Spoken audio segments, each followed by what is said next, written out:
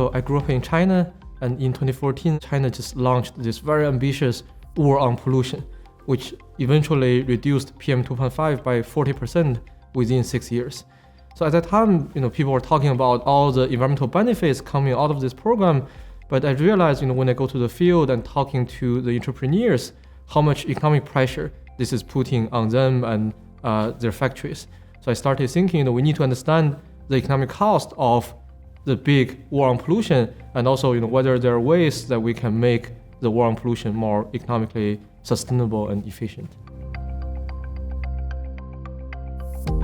My research has touched on topics related to the political economic determinants of environmental policies in China, how to make policy enforcement more effective in China, the downstream economic consequences of environmental policies in China. I thought about questions related to water pollution, air pollution, biodiversity, climate change adaptation in China, so on and so forth. One project of mine, joined with my colleague Michael Greenstone, so we look at how we can get citizens more involved in environmental governance in China.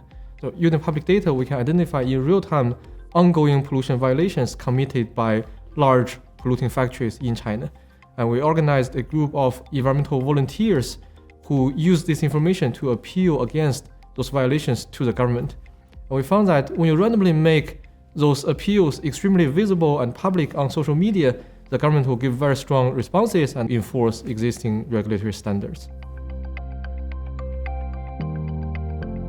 China nowadays is the largest energy consumer, is the largest emitter of greenhouse gases, is also the largest producer, manufacturing 1/3 of the goods traded worldwide.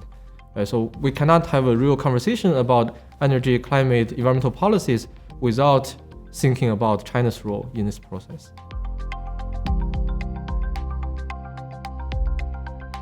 A lot of the environmental policies in China are made by brilliant scientists and engineers, but economists haven't played enough role in that process. And EPIC is really a dream team when it comes to economic analysis of environmental problems. And using insightful theory and rigorous empirical analysis, we can really help inform policymakers in China, but also in other countries as well.